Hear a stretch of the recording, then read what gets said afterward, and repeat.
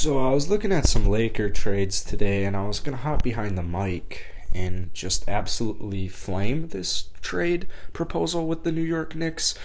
First off, because it has Kevin Knox, who, if you aren't aware, is no longer on the New York Knicks, but I just watched the Lakers blow a 7-point lead with about a minute and a half left in the game. So today we're going to talk about a Russell Westbrook trade proposal here proposed by franchisesports.co.uk. If you guys enjoy this video, you like Lakers content, you like daily NBA content, be sure to hit that like button, hit that subscribe button. Let's aim for 50 likes on today's video. I think that would be absolutely epic. But yeah, the reason I wanted to get back on the mic and flame this trade because here's the proposed trade. Lakers receive Kemba Walker, Evan Fournier, Nerlens Noel, and Kevin Knox, who is currently an Atlanta Hawks. When did this article come out? Only a couple of days ago. But the Knicks in this proposed trade receive Russell Westbrook and Kent Bazemore. Now, personally, I really like the Knicks.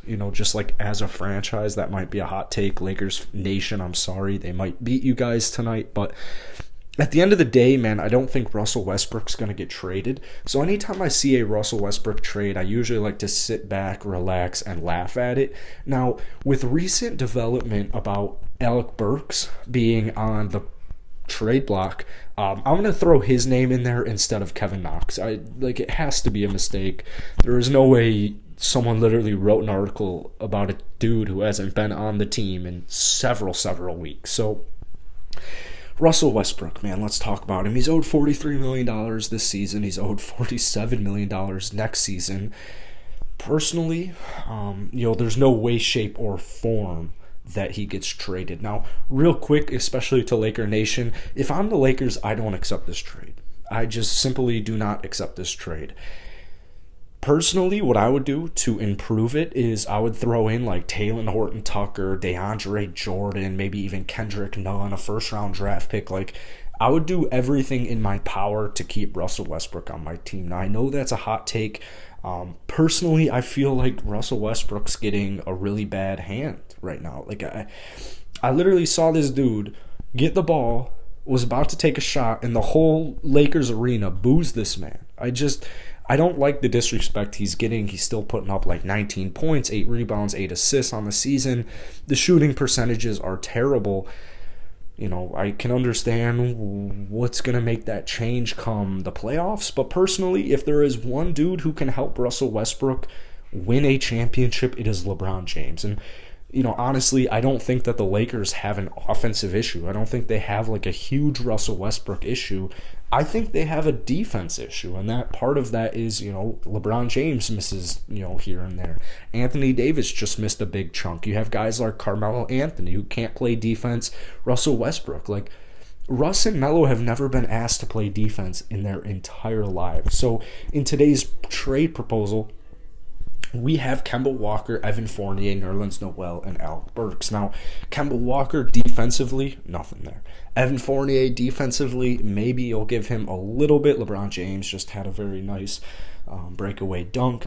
Nerlens Noel, he's a huge reason as far as why I would want to possibly accept this trade. So once again, I would never accept this trade, even if it's Alec Burks instead of Kevin Knox, because I don't think getting rid of Russell Westbrook's in their best interest. But for the sake of argument, let's pretend like I am inclined by this trade. Now, Kemba Walker is interesting. What would happen, I would imagine, is you throw Kemba Walker onto the bench, you get him going off of the bench kind of as like your sixth man, and then with Nerlens Noel and Evan Fournier, both of those two players enter the starting lineup. Now, I'm not Frank Vogel.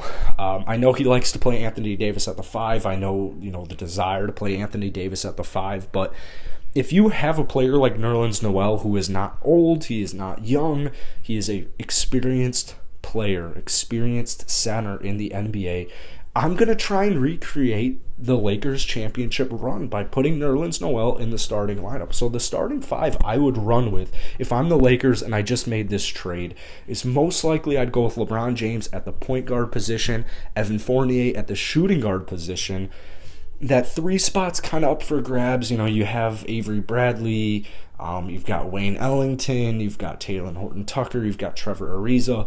That's going to take some tweaking. So if this trade were to actually go down, that's what I imagine Frank Vogel would kind of focus on for the rest of the season is, all right, who's going to be the third guy? Maybe you even see a trade with like the Kings where you give them Taylor Horton-Tucker, a first-round draft pick, and Kendrick Nunn, and you try and get Harrison Barnes away from the Kings. Personally, that's exactly what I would do. So going into the playoffs, here's the starting lineup you would have. You would have LeBron James at your point guard position, Evan Fournier, great scorer at the 2 guard. At the 3 spot, you'd have a really, really solid two-way player, Harrison Barnes. Number 4, you would have Anthony Davis. And then number 5, you would have Nerlens Noel. And then coming off of the bench, Alec Burks, Kemba Walker, both of those 2 players are going to provide immediate scoring help. Like I said earlier in the video, I don't think the Lakers necessarily have a scoring issue. It's mainly on defense. They could definitely use some more three-point shooting. They could use more perimeter defense. They could use more interior defense. But I think with LeBron James and Anthony Davis in the starting lineup and then Kemba Walker and Alec Burks coming off of the bench, it's hard for me to imagine. You got Evan Fournier in there. It's hard for me to imagine with that lineup the Lakers would have a hard time scoring the basketball. So really what it comes down to right now is you have Anthony Davis at the 5 spot, and then your backup center is Dwight Howard, and then your backup center is DeAndre Jordan. Well, come playoff time, matchup-wise, DeAndre Jordan, if he plays at any point in the playoffs, I'm worried. I'm literally genuinely worried if DeAndre Jordan plays a single minute in the playoffs, because he is not that guy. He has just, man, he looks terrible on both ends of the floor all season. I'm sorry, DeAndre Jordan fans, but let's be real here. The man is not what was expected. So I think personally, Dwight Howard's a hell of a center, but this isn't 2 years ago. I don't know if Dwight Howard single-handedly as your like biggest man is going to help you win a championship. So why not bring in a guy like Nerlens Noel, who specializes on defense, specializes in paint defense? You bring him in, and then you have Dwight Howard as your backup. Then you have DeAndre Jordan there as like worst case emergency. But honestly, come worst case, you still have Anthony Davis, you still have Dwight Howard, you still have Nerlens Noel. So even worst case scenario, it's hard for me to imagine DeAndre Jordan even plays. So that's the situation I see. You know, I don't think Russell Westbrook is the sole issue. I literally think it's just a collective team issue, particularly on the defensive end. I've seen a lot of these guys just quit, and stuff like that spreads, man. It really spreads. And so you bring Kemba Walker, you bring Alec Burks onto the bench with a guy like Carmelo Anthony. It frees up more room for Carmelo.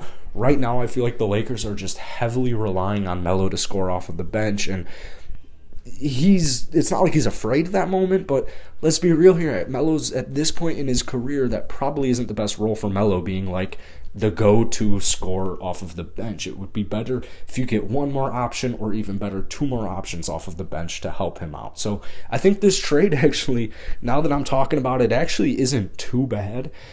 Because like I said, LeBron James, come playoff time, he's going to be the point guard. He's going to be the primary ball handler, as he is every single playoff. So Russell Westbrook off of the, off ball as the like shooting guard, it's just not that enticing. So, if this was a genuine trade by the Knicks, I would honestly view it as a coin flip if Rob Pelinka would accept it. So hit the like button, hit that sub button if you guys enjoyed, and I'll see you guys later.